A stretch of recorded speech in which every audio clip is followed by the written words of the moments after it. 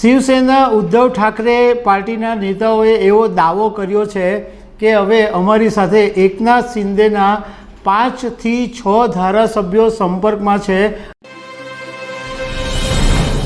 નમસ્કાર દર્શક મિત્રો, મહારાષ્ટ્રમાં ફરી એક વખત રાજકીય ભૂકંપ આવે એવા એંધાણ વર્તાઈ રહ્યા છે, કારણ કે લોકસભા 2024ના મહારાષ્ટ્રમાં જે પરિણામો આવ્યા એને કારણે મોટી ઉથલપાથલ થવાની સંભાવના છે।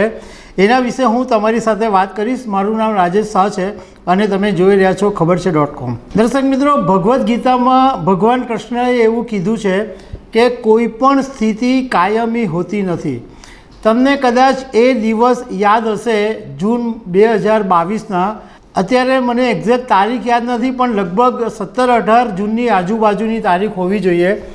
સુરતની અંદર શિવસેનાના જે નેતાઓ હતા, એકનાથ શિંદે અને એમના જે ધારાસભ્યો હતા, એ બધા અહીંયા સુરતની TGB હોટલમાં આવી ગયા હતા અને સવારના પોરમાં જ્યારે એકનાથ શિંદે અને એમની સાથેના ધારાસભ્યો અહીંયા TGB હોટલમાં રોકાયા ત્યારે રાજકીય ભૂકંપ સર્જાયો હતો, કારણ કે મહારાષ્ટ્રની અંદર મહાવિકાસ અઘાડી સરકાર હતી એ તૂટવાની તૈયારીમાં હતી, કારણ કે ઘણા બધા ધારાસભ્યોને લઈને એકનાથ શિંદે અહીંયા આવી ગયા હતા।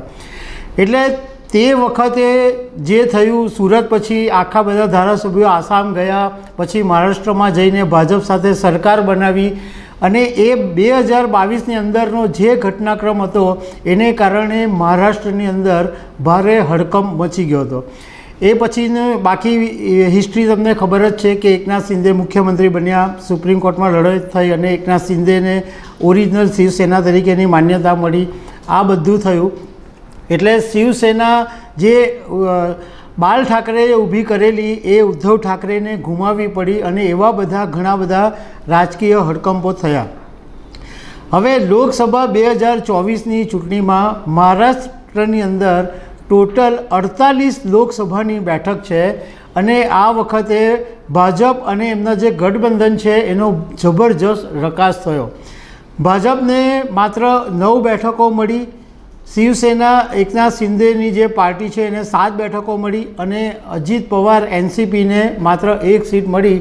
એટલે જે આખું જે 3નું જે ગઠબંધન છે એને ટોટલ 17 બેઠકો મળી અને એની સામે જે મહાવિકાસ અઘાડી છે એને 30 બેઠકો મળી। એમાં ઉદ્ધવ ઠાકરેની શિવસેનાને 9 બેઠકો મળી, કોંગ્રેસને 13 મળી અને શરદ પવારની NCPને લગભગ 8 બેઠકો મળી। આને કારણે આખું સમીકરણ હવે બદલાઈ રહ્યું છે એવું લાગે છે। શિવસેના ઉદ્ધવ ઠાકરે પાર્ટીના નેતાઓએ એવો દાવો કર્યો છે કે હવે અમારી સાથે એકનાથ શિંદેના 5 થી 6 ધારાસભ્યો સંપર્કમાં છે અને શિવસેના શિંદેને છોડીને અમારી પાર્ટીમાં આવવા માંગે છે। આ ઉદ્ધવ ઠાકરેની પાર્ટીના નેતાઓએ એમ કીધું કે હવે આ બાબતે ઉદ્ધવ ઠાકરે પોતે નિર્ણય લેશે કે એમને સામેલ કરવા કે નહીં।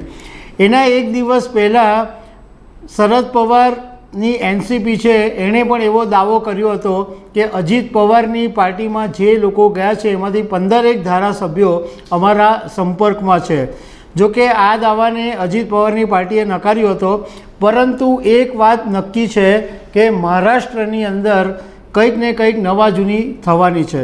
જોકે મહારાષ્ટ્રનું રાજકારણ એવું છે કે રાજનીતિ એટલે ઉથલપાથલ એ રાજનીતિનો પર્યાય છે, કારણ કે શરદ પવારનો જ્યારથી મહારાષ્ટ્રની અંદર સિલસિલો શરૂ થયો ત્યારથી અનેક વખત એમણે પોતે સરકાર ઉથલાવી છે અને પોતે સરકાર બનાવી છે અને એવો જ ખેલ ગયા વર્ષે એમના ભત્રીજા અજીત પવારે એમની સાથે કર્યો।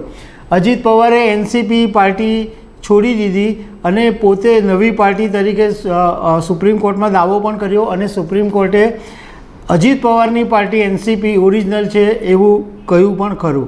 પણ અત્યારે ફરીથી એક વખત મહારાષ્ટ્રમાં ગરબડ થવાની છે, ઉથલપાથલ થવાની છે એવા એંધાણ વર્તાઈ રહ્યા છે અને આગામી દિવસોમાં આ આપણને જોવા મળી શકે છે।